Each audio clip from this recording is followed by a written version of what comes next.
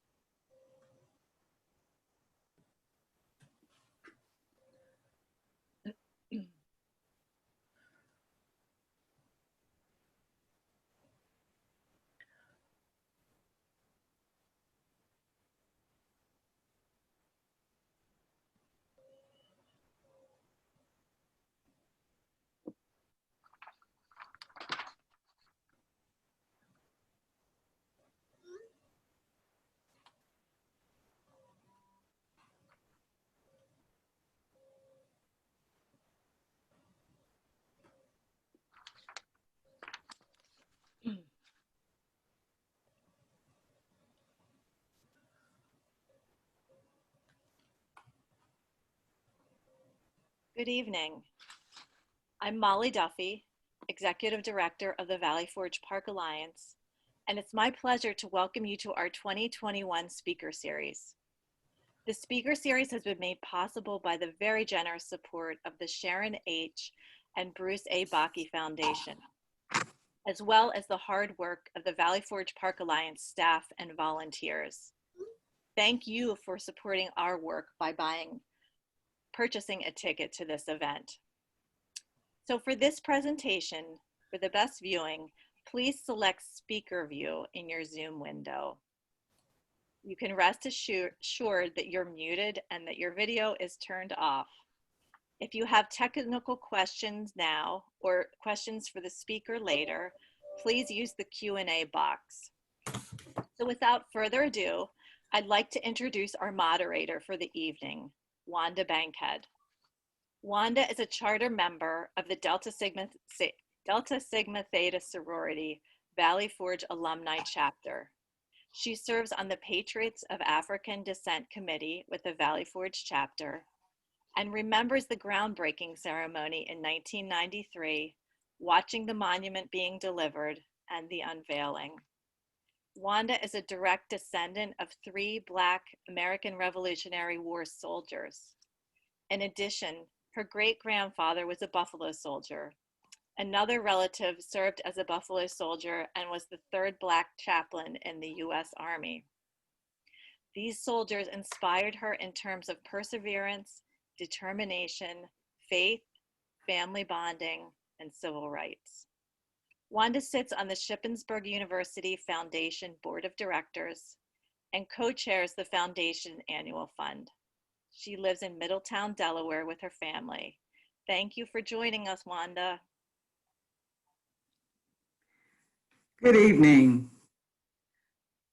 I'm Wanda Bankhead and so thankful for you allowing me to be the moderator for this evening. I'm representing Valley Forge Alumni Chapter of Delta Sigma Theta Sorority Incorporated with J. Robin Jones, President, and our Patriots of African Descent Committee with Mendel Smith, Chairperson. We truly appreciate this joint effort with the Valley Forge Park Alliance. Tonight, we are here to meet and listen to the author, Martha S. Jones, who will discuss her most recent book, Vanguard, How Black Women Broke Barriers, Won the Vote, and Insisted on Equality for All. How fitting during this centennial year of the ratification of the 19th Amendment on women's right to vote. Allow me the honor of introducing Martha S. Jones, who is an historian, writer, and cultural commentator. She has taught history, law, and African American studies at the University of Michigan and Johns Hopkins University. Professor Jones is the Society of Black Alumni Presidential Professor and Professor of History at Johns Hopkins University. For her academic and social justice work, she has received numerous fellowships and broad support from many distinguished institutions. We are so honored at this time, and I'm truly excited to hear from Martha S. Jones as she discusses her book, Vanguard. And now, Dr. Martha S. Jones. Thank you very much, and good evening, everyone. I want to say a thank you to Molly Duffy and the Valley Forge Park Alliance, and a special thank you to Wanda Bankhead of the Delta Sigma Theta Sorority Incorporated for sharing this evening with me.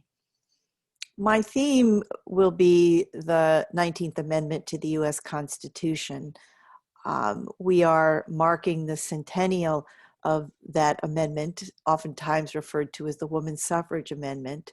And I hope that our conversation this evening is an opportunity to, I think, more fully develop our conversations, our understandings, our capacities to reckon with the role that anti-Black racism has played in shaping the nation.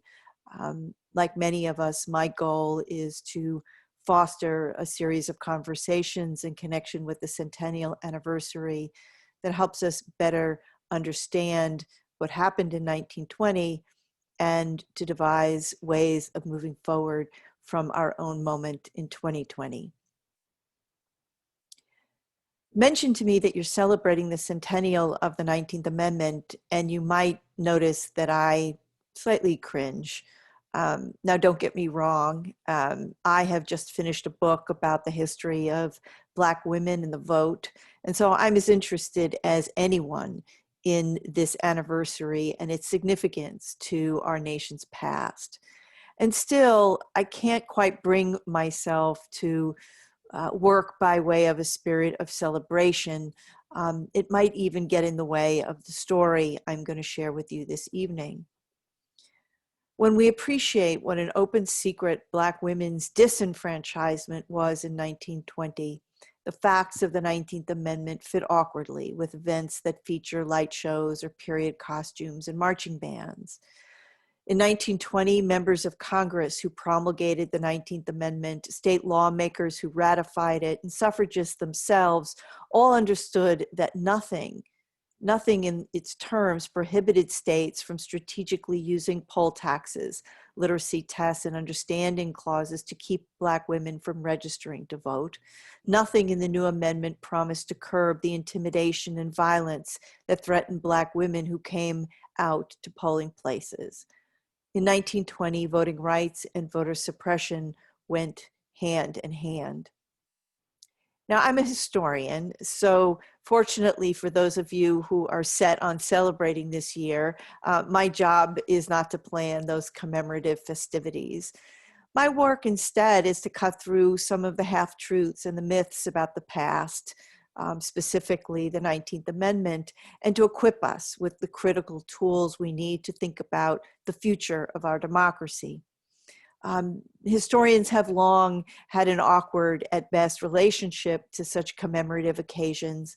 We recognize the ways in which commemorations and celebrations are oftentimes as much steeped in falsehoods and myths and misunderstandings as they are in history. So when I'm asked why I stay home from the celebrations, I'm sure to note that the centennial of the 19th Amendment marks a milestone in the American story of voting rights. I add that remembering the era of voter suppression can help us to see more clearly how ballots are being withheld from Americans in our own time. It may even encourage us to recommit to the ongoing work of ensuring the voting rights of all Americans. And I'm eager to contribute the stories of Black American women to our collective understanding of the 19th Amendment. And still, in my view, as a nation, we're not yet ready for that grand celebration. The promise of voting rights for all still remains on the horizon. So what happened in August of 1920 when the 19th Amendment became part of the Constitution? Let me foreground two myths that I hope will dispense with a bit tonight. The first comes when we ask what the amendment accomplished for American women. Oftentimes you'll hear it said that the amendment won for American women the right to vote. You might even hear it said that the amendment guaranteed to American women the right to vote. We'll come back to that. At the same time, there's a second myth that runs almost contrary to the first, and that is the view that in 1920, no Black American women gained the vote, that racism kept all Black women from the polls. So in this anniversary year, I'm here to replace some of those myths with history. And let's start by taking a closer look at precisely what happened constitution-wise in August of 1920. That month, the US Secretary of State certified that the 19th Amendment was to become part of the Constitution. The requisite 36 states had in fact ratified the amendment. What did that amendment say? I'll read aloud for us. The right of citizens of the United States to vote shall not be denied or abridged by the United States or by any state on account of sex. So what precisely did that language mean for American women? Well, now, once the amendment became law, those state laws that reserve the ballot for men were in violation of the Constitution. Laws that provided that male was a criteria for voting rights were no longer enforceable in the United States. And still, the 19th Amendment did not promise American women the vote. State laws kept women from the polls still, based upon age, citizenship, residency, mental competence. In 1920, it was still true that American women who married non-citizens were denaturalized, lost their citizenship and their right to vote. So the American women who showed up to register in the fall of 1920 continued to confront lots of hurdles, even if sex wasn't one of them. Now, there was one additional barrier to women's votes that persisted even after the federal amendment, and that was racism. It was true that the 15th Amendment to the Constitution in 1870, 50 years earlier, had forbid the states from denying the vote because of race. But by 1920, lawmakers in the American South and in the West had set in place hurdles that, while silent on their face about race, had the net effect of disenfranchising African American men. Poll taxes, literacy tests, grandfather clauses had effectively kept many, many Black men from casting ballots since the 1890s. Along with that, unchecked intimidation and the threat of lynching sealed the deal. Local voting officials effectively constructed a color line without ever expressly invoking race. So did American women win the vote in 1920? Not all women. African American women in too many states now were mere equals to their fathers and husbands. State laws disenfranchised them in an end run around the spirits of the 15th and 19th Amendments, and registration numbers reflected the effects of these discriminatory laws. In the fall of 1920, Black women presented themselves to voting officials, but many found the books were closed. The first waves of Black women voters had been unleashed, however, years before, as individual states made women's suffrage the law. In California, starting in 1911, Illinois in 1913, and New York in 1917, Black women were already experienced voters by 1920. And with a federal amendment, even more managed to register and cast ballots that fall in the wake of the 19th Amendment. How did they go about doing that? One example comes from St. Louis in Missouri, where Black women organized under the auspices of the Black Phyllis Wheatley branch of the YWCA. There, they named their work in honor of the 18th century enslaved poet, and Black women ran suffrage schools and prepared for their chance to register. They even attracted some men who thought they might try again to get themselves to the polls. Black women taught one another how to pay poll taxes and pass literacy tests, even when they were administered by begrudging officials.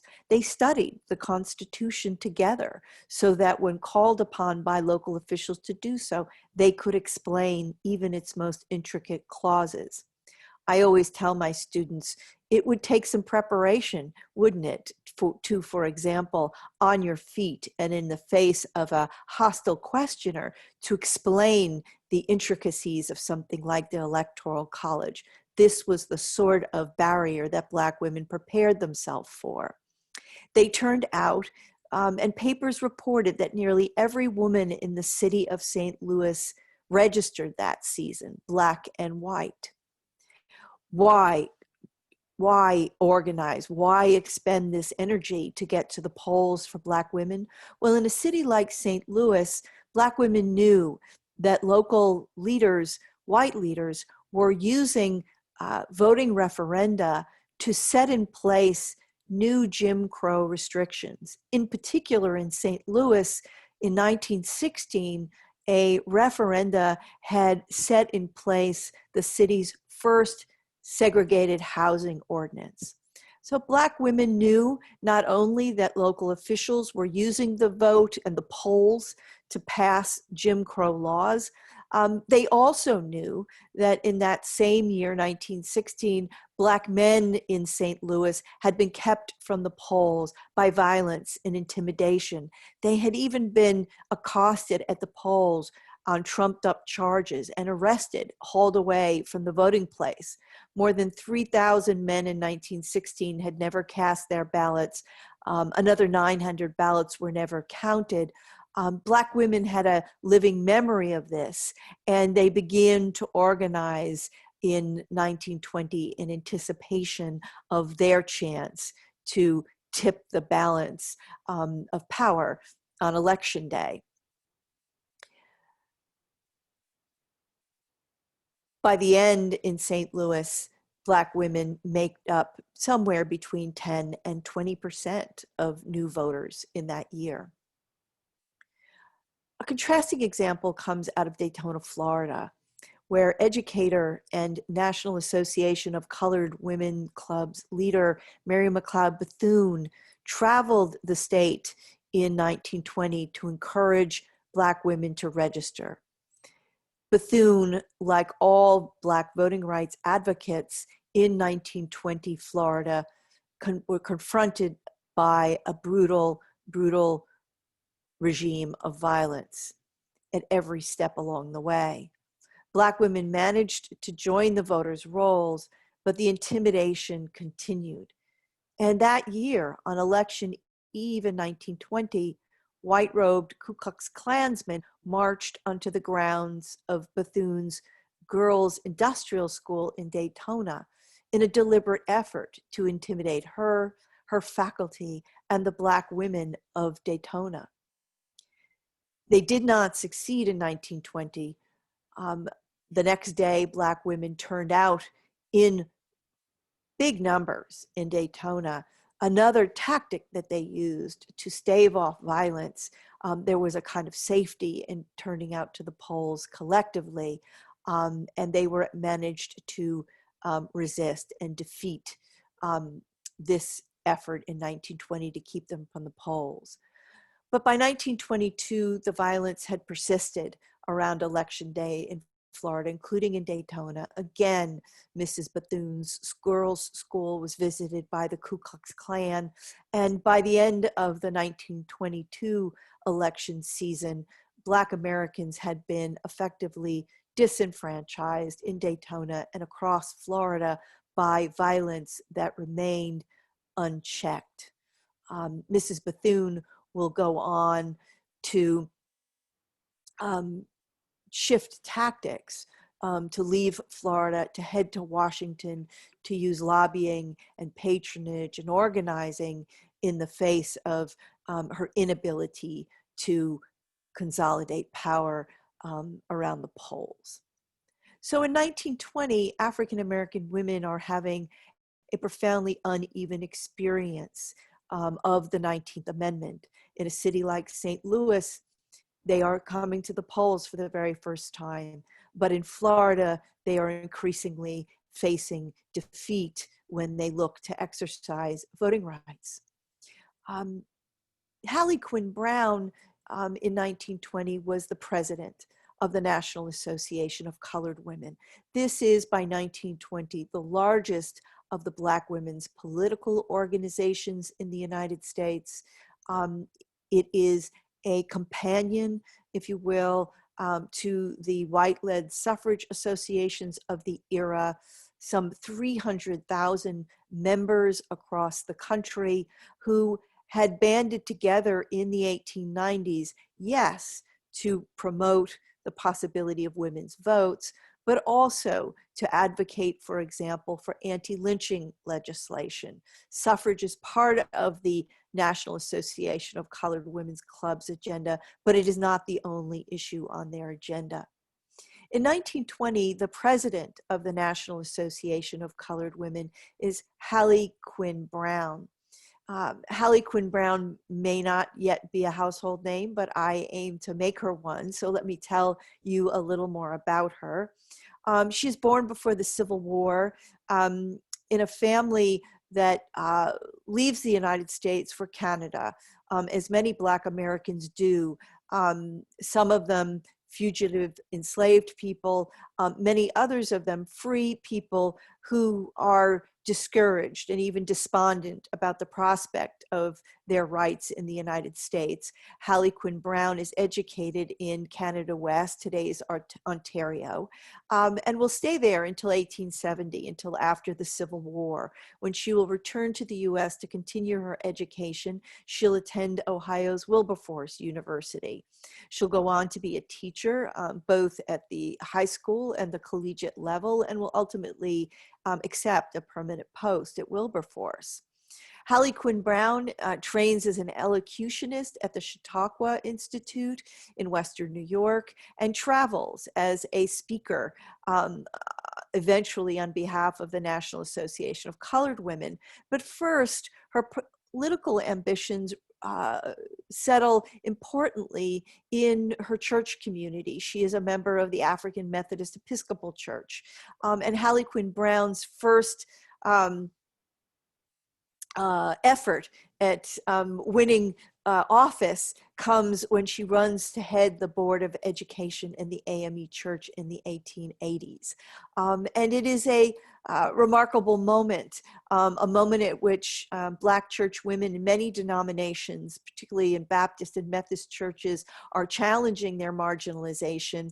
Hallie Quinn Brown has some important and forceful allies in when she runs for office, but there's no question that in doing so in the AME Church, she is perceived as someone who is, if you will, breaking a glass ceiling and challenging the gendered conventions and the patriarchy within the AME Church. She will be there for the founding of the National Association of Colored Women in 1896 and will, in the early 20th century, head its suffrage department. And by 1920, Hallie Quinn Brown has now been elected president of the NACWC and is charged, in a sense, with leading Black women forward in light of the disappointments of the 19th Amendment. She and her organization understand all too well the ways in which Jim Crow laws, intimidation, and violence are still keeping Black women from the polls after the 19th Amendment becomes law. So what to do? Hallie Quinn Brown sets her sight on federal legislation. Her thinking is that Congress, by the authority extended to it by the 19th Amendment, has the latitude to pass laws that would give teeth to the 19th Amendment and, in essence, make override the state laws that are keeping Black women from the polls. This is her objective. This is what the NACWC commits to. And now the question is how to get there. Well, one of Hallie Quinn Brown's notions is that perhaps now African-American women, under the auspices of their club movement, can ally with organizations like the National American Women's Suffrage Association and the National Women's Party, those organizations that have been principally responsible for driving to the success of the 19th Amendment. Hallie Quinn Brown proposes that the NACW link arms with these organizations now that the 19th Amendment is in hand to win federal legislation. And she writes to Alice Paul, head of the National Women's Party, directly.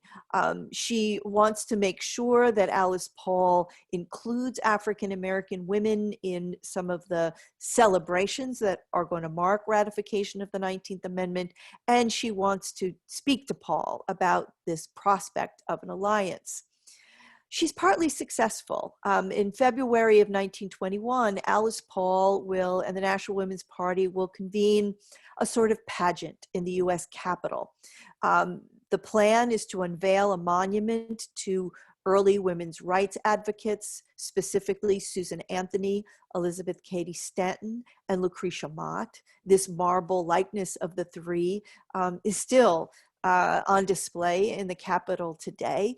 But in the February of 1921, there's going to be a pageant unveiling. And so Brown writes to Alice Paul to say, please, would you send me the details? We intend to be there, is the essence of her message. And indeed, Brown, the NACW contingent, is part of the parade that is assembled to mark the occasion. They appear with a banner, with a flower girl, and it is a victory for Brown, whose work it is to keep Black women at the table when it comes to suffrage politics. But at the same time, Brown has more complex business to transact, and she calls upon Alice Paul behind the scenes with a contingent of women from the NACWC to put to Paul this proposition that they build an alliance going forward out of 1920. And while the precise words exchanged have not survived, we know what happens next, which is that Alice Paul, rather than continuing the work on women's suffrage, rather than partnering with African-American women, will fold up the National Women's Party. 1921 will be its last convention, and Paul herself will move on to propose and advocate for a new amendment to the Constitution, the Equal Rights Amendment, an amendment that is still making its way slowly and not assuredly, perhaps toward ratification even today. And so Hallie Quinn Brown, the NACWC, and African American women more broadly are left behind, left alone to craft their own political movement in the wake of the folding of the National Women's Party. Now, the story of the women's movement for the vote that begins in 1920 can be roughly told through three tracks, all of which lead us to 1965 and the passage in that year of the Voting Rights Act. 45 years that African American women, now in partnership with African American men, a 45-year-long campaign that follows on the heels of the 19th Amendment. One facet of that movement is in the ground game of American politics, as we've heard. African American women continue to work each election cycle close to the ground around registration, voter turnout. They become Republican Party operatives in many places. This is the necessary nitty-gritty work of women's votes that Black women will continue. Perhaps the most early successes, one of the earliest successes of this strategy will come in the city of Chicago in 1928, when African American women will have been working for a number of years already to put Oscar DePriest into office in Congress. DePriest will be elected to an important degree by African American women's organizing and by their votes in that year, the first Black man to be elected to Congress since 1901. This is the kind of success that African American women build, first having elected DePriest alderman and later to Congress. Black women continue to do that sort of on the ground work of the vote when and where they can after 1920.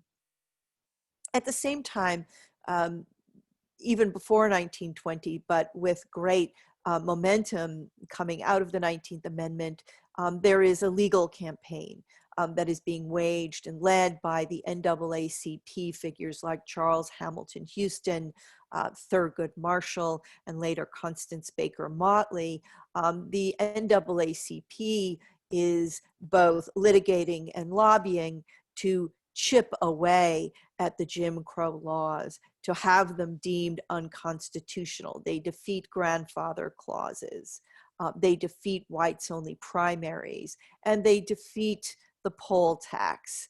And this is a second prong, an essential prong in this new 45-year-long voting rights campaign.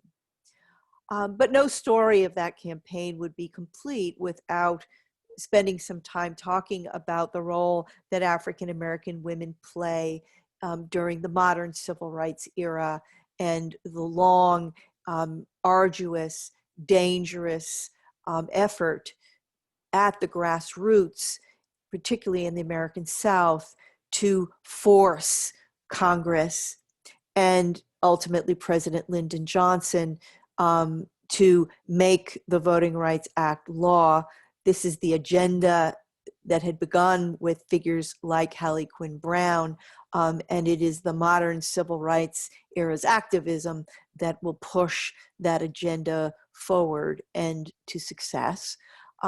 Women like strategist Diane Nash, organizer Fannie Lou Hamer, educator Septima Clark, architect, counselor, mastermind behind the scenes, Ella Baker.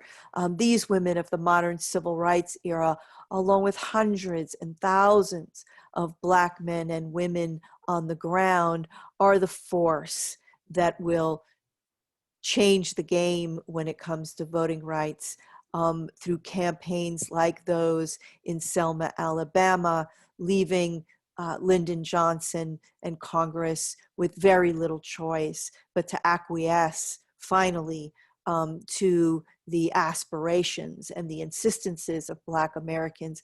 Black women are here, a part of that movement and that success in 1965. Today, the 19th Amendment continues to prohibit states from denying the vote based upon sex, just as the 15th Amendment forbids states from using race when determining voting rights. And still, many American women do not have the unqualified right to vote in 2020. As was true in 1920, voter suppression continues to keep many American women from the polls. Voter ID laws, the shuttering of polling places, exact match requirements, the purge of voter rolls.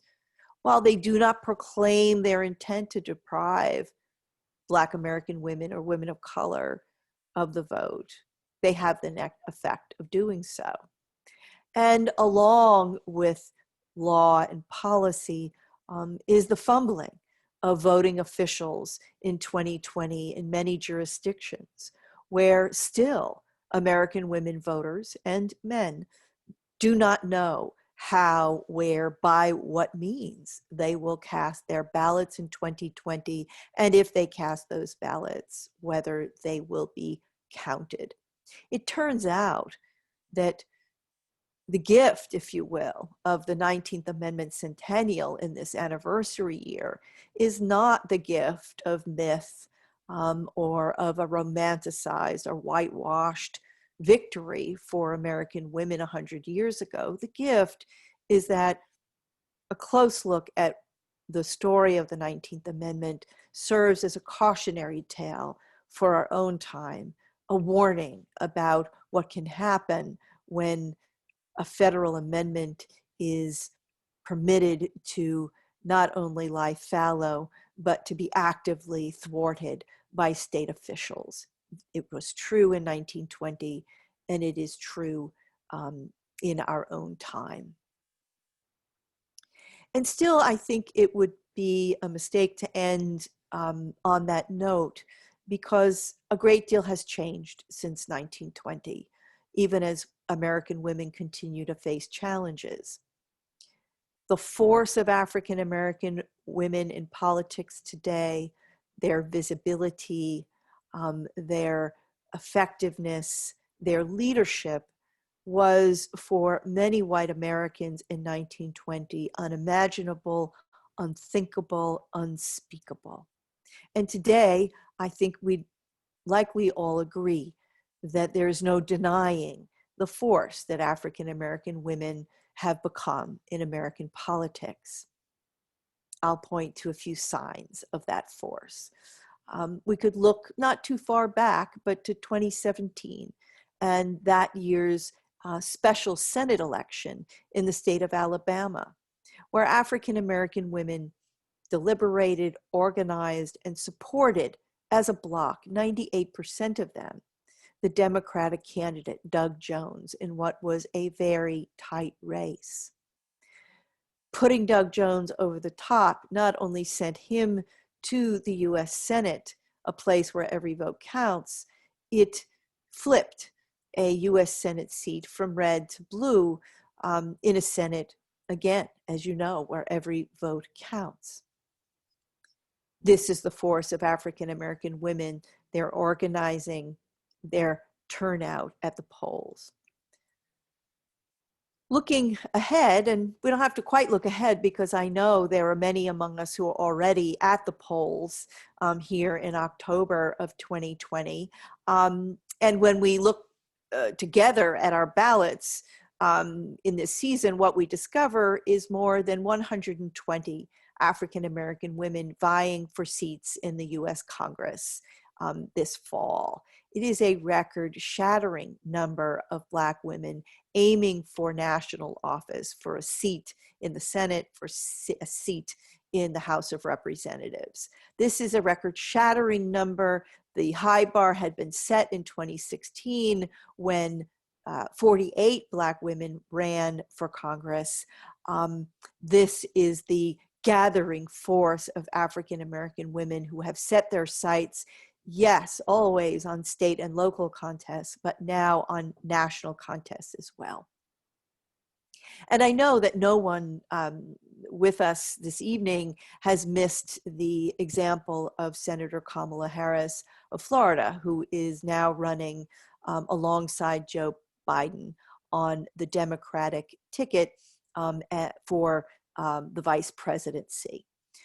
Senator Harris, back in August, accepted the nomination and spoke to the Democratic National Convention and on national TV. That's where I saw her.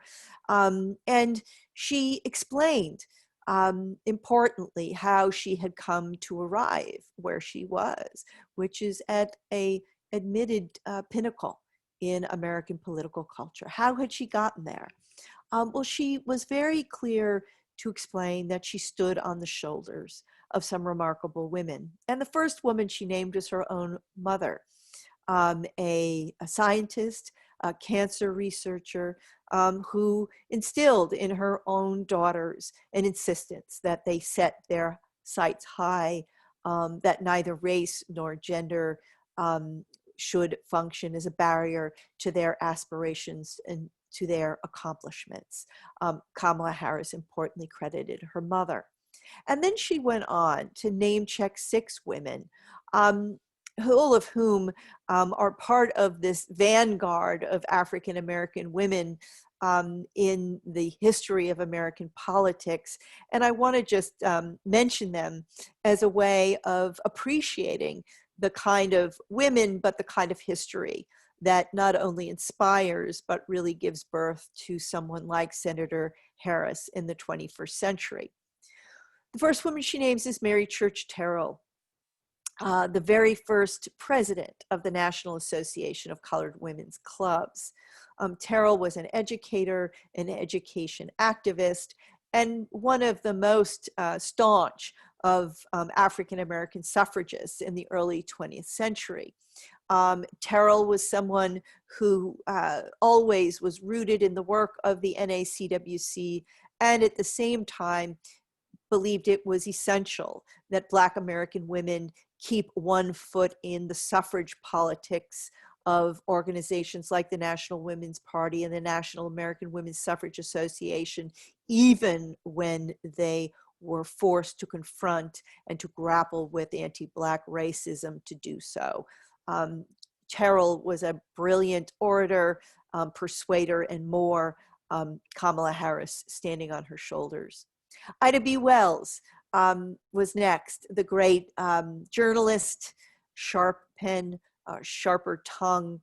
Wells was someone who was the founder of the important and ongoing work of winning federal anti-lynching legislation in Congress, a goal that Senator Harris herself has picked up during her years in the US Senate. Wells was a suffragist working in Chicago, both in collaboration with white suffragists and also to found what was the Alpha Suffrage Club there, an entity responsible to an important degree for the work that went into, for example, electing Oscar DePriest to Congress. Kamala Harris standing on the shoulders of Ida B. Wells. Next, she invoked Mary McLeod Bethune, who I've mentioned, the Florida-based educator, suffragist, who comes to Washington to help Franklin Roosevelt found what was his Black cabinet in the 1930s. Bethune is expert at lobbying and patronage as an end run around the problem of disfranchisement, and will eventually come to occupy the international stage in 1945 when she is one of 3 Black American delegates to that year's San Francisco-based meeting that sets the terms of the United Nations. Bethune is there with women of color from across the globe to ensure that women's concerns are baked into the foundation of the United Nations, especially concerns about apartheid, Jim Crow, and colonialism. Mary McLeod Bethune. Kamala Harris invokes two of the greats of the modern civil rights movement, Diane Nash and Fannie Lou Hamer, and the two are a remarkable contrast in style. Nash hails from Chicago, is a student at Fisk University, and even in her earliest activist years, established herself as a masterful strategist, political strategist. She will be behind the student sit-in movement. She will be behind the freedom rides. And ultimately, she will be, with her husband, James Bevel, an architect of the Selma campaign that leads not only to the troubled crossing of the Edmund Pettus Bridge there in Alabama in 1964, she will be responsible for ensuring that that campaign gives the NAACP and activists in Washington the fuel that they need to win the Voting Rights Act in 1965. Nash is a deep believer in nonviolence and someone who operates very much behind the scenes. Most of the photographs of Diane Nash sort of have her in motion and always part of a crowd, and this really exemplified the way she worked. Fannie Lou Hamer is the other of the modern civil rights activists that Kamala Harris explains she stands on the shoulders of. Fannie Lou Hamer, a former sharecropper from Mississippi, an organizer with the Student Nonviolent Coordinating Committee, someone who paid dearly, nearly facing death for her voting rights activism in Mississippi. Hamer will be the head of the Mississippi Freedom Democratic Party, an insurgent delegation that will arrive at the 1964 Democratic National Convention to challenge that convention, and especially the Mississippi, the all-white Mississippi delegation that has been seated there. Hamer will take to national television during that convention to decry the Democrats and to brand their convention illegitimate for having excluded Black voters from Mississippi in the process of selecting delegates and now selecting the candidate for president in that year. Hamer was, yes, a brilliant strategist, but she was also expert at political theater and understood the camera, be it the still camera or the news camera, the moving picture. Fannie Lou Hamer knew how to bring her image, her words, her ideas, and the force of her politics into American homes. And her work becomes a game changer again as we're moving toward that goal of the Voting Rights Act. The last of the six that Kamala Harris invokes was Constance Baker Motley, who I mentioned was a member of the NAACP's litigation team, challenging voting rights, yes, challenging school desegregation and more. Constance Baker Motley uses her young lawyer's talents to contribute to that road to the Voting Rights Act.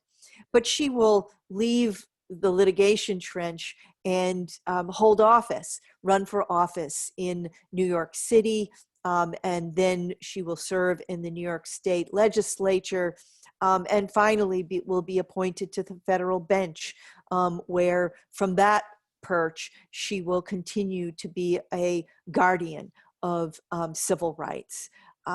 These are the women whose shoulders Kamala Harris stands on. And I think what I'd like us to appreciate is the way in which, when she's given the platform, Harris does not invoke the figures of Alice Paul or Carrie Chapman Catt, Susan Anthony, or Elizabeth Cady Stanton, the story that she tells about her own rise in politics, but the political tradition, inspirations, sheroes, and more out of which her work grows are these Black women and many others who I have proposed as the vanguard of American politics. I'll end briefly with just a few takeaways. 3 lessons, I think, from the women of Vanguard. The first is that politics is always in every cycle a ground game.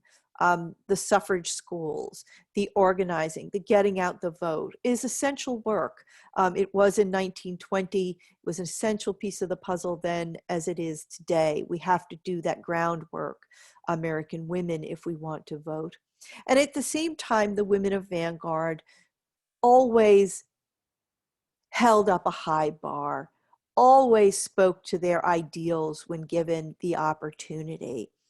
And so Fannie Lou Hamer, while she was very much in the trenches in Mississippi, getting folks out, getting them registered, attempting to get them casting ballots on election day, when those cameras come on, she speaks about democracy. She speaks anti-racism. She speaks feminism.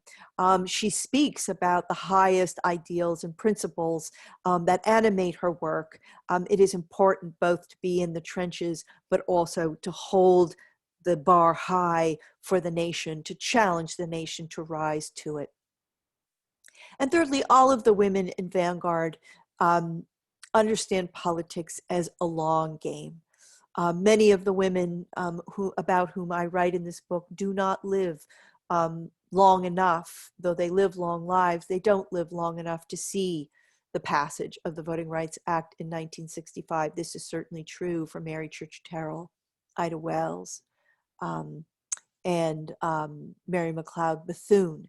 But they understand their work to be multi-generational, cross-generational, and their work is always about building upon their own experience and wisdom and passing that to the next generation. They understand that every generation of American women will face their own challenges around voting rights. They were, I think, only too correct as we sit here and assess where we are in 2020. A few nights ago, I had the honor of speaking at the National Civil Rights Museum in Memphis, Tennessee. And that evening, my conversation partner was my colleague, Dr. Noelle Trent. And I want to leave you with a question that she asked me. And she, I think, wanted all of us to think about as we are barreling into critical moments in this election cycle. And the question was, what sort of ancestor will you be? And I found that an arresting question, but an important one that really speaks to, I think, the sorts of values that the women of Vanguard want to share and promote with us even today. This notion that the work we do in any given moment is, yes, for ourselves in our own time, but we are doing the work of voting rights for our daughters and our granddaughters, and that perhaps is the highest bar of all. So with that, I'll say thank you very much, and I believe that I'm going to invite Wanda Bankhead to join me again. Thank you so much, Wanda, for spending this time with me and being part of this conversation with me. I look forward to comments and your own stories about voting rights and any questions that you might have. So thank you so much. Thank you, Martha, for that wonderful account of the journey, whether it be in the 20s or, as you mentioned, modern civil rights. And yes, this is Q&A time. And thank you for providing that question. I think we all need to think about what sort of ancestor will you be? But I do have a question, Martha, and everyone, please, if you note the Q&A area, you can feel free to note your questions and we will try to answer as many as Martha can this evening. I was thinking about the March of 1913 and then thinking about that Bloody Sunday in Selma, Alabama. How significant was it that African-American women participated, not just in the 60s, but also back in 1913? We played a role. How important was that? It's essential to this story, isn't it? Um, of course, it took time for us to recover the women, right, including the women of Delta Sigma Theta Incorporated, who were there on the ground in March of 1913, coming over from Howard University under the caretaking of Mary Church Terrell, and joining that parade, whose organizers were at best ambivalent and some of them at worst opposed to the presence of African American women in that parade. Well, that is the first answer, isn't it? That African American women who show up in 1913, and there are probably about 3 dozen or so in total who do participate, at least those are the ones that we've been able to recover, are claiming that seat at the table, right? That table of American women's politics. Mary Church Terrell is not prepared to cede the question of women's votes, the possibility of women's votes, the promise of women's votes to white American women. And that means from time to time showing up even when you are not as welcome as perhaps you would like to be. So I think this is the very first thing, right? Black women insist on that seat at the table. And at the same time, they operate to hold the feet of white suffragists to the fire. And more to the point, perhaps, to expose, right? To expose the limits of suffrage politics in 1913, which are becoming increasingly accommodating of and complicit with white supremacy, right? The dust up at the 1930 parade, most pointedly around where Ida Wells will march, is because the organizers, whatever their own personal positions and feelings might have been about the Black suffragists, their goal is to keep white Southern women a part of this movement, a part of the parade, and they are prepared to jettison Black American women. And Black women do the work of exposing this, right? That it is not a secret. It is an open secret because Black women force that question there in 1913 and in many other places and spaces in this movement.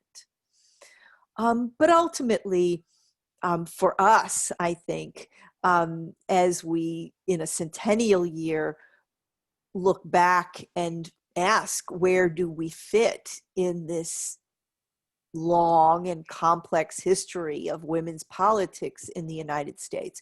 You know, I'm old enough to remember the histories that said Black women weren't there, that Black women weren't interested in politics, they weren't interested in voting rights, they weren't interested in women's rights, that Black women had ceded all of that to men and to patriarchy.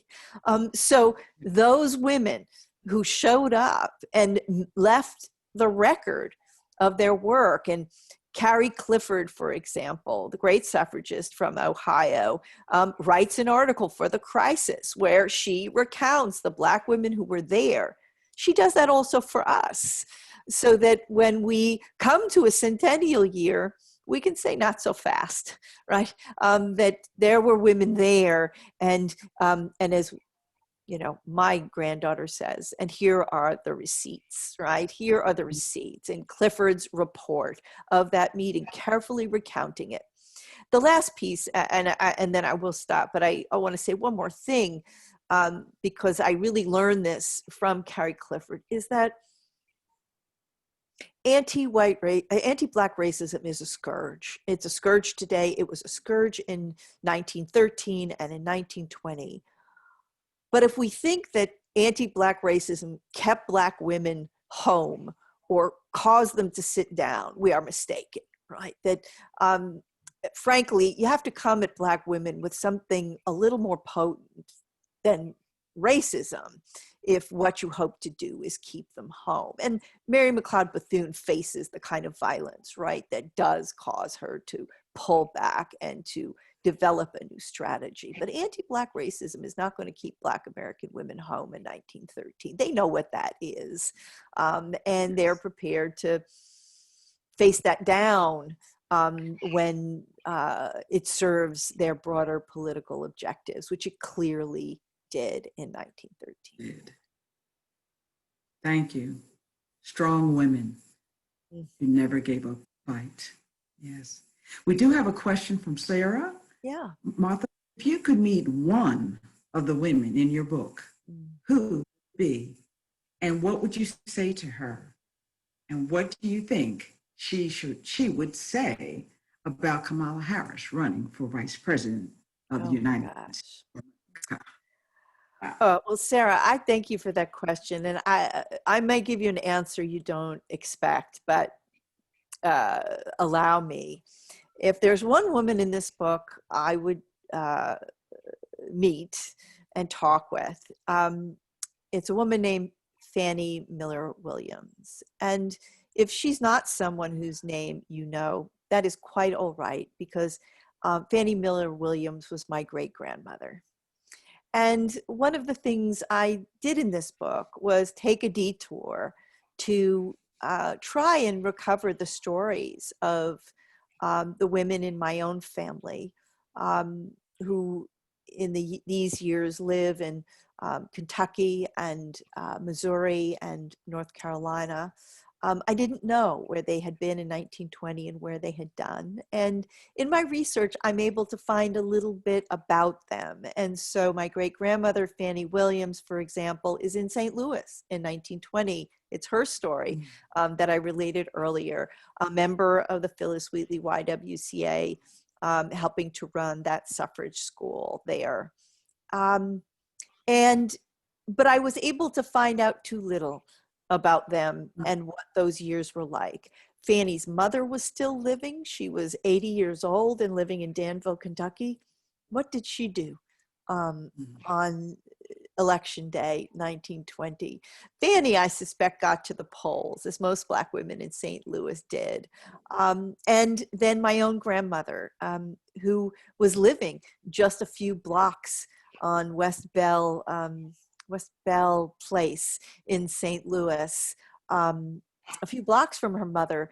I have no idea what my own grandmother did, but I personally would love to recover those stories. And what was important to me, Sarah, about attempting to recover them was that I did find my grandmother a record of her engaged with voting rights, but it wasn't in the 1920s at all. It was in the 1950s and 60s.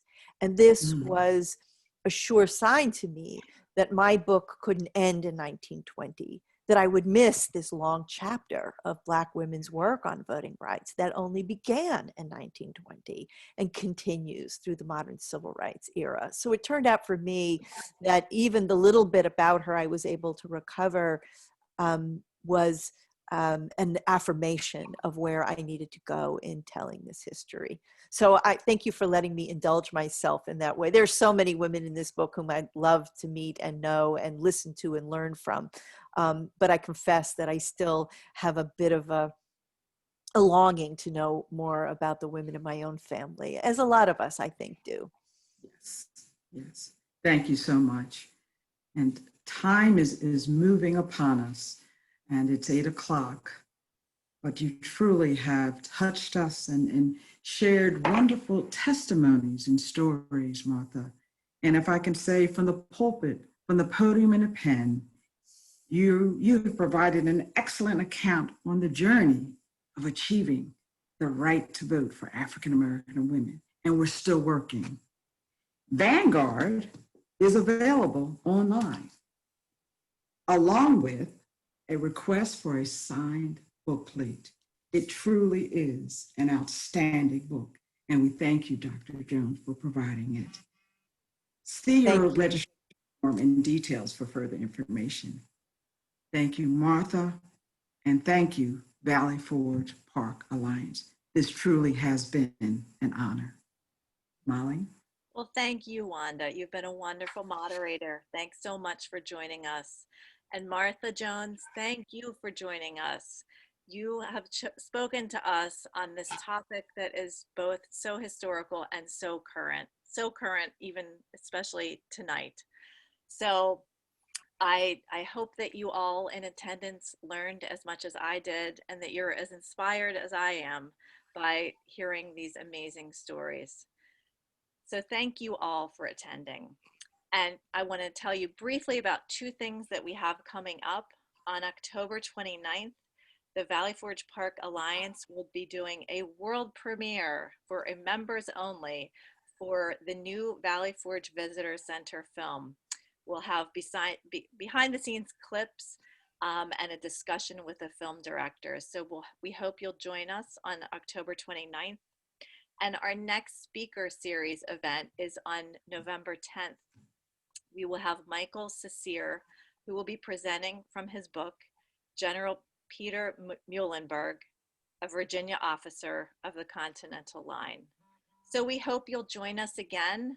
Both of these events can be found on our website. Thank you everyone tonight. It was a really great night. Thank you.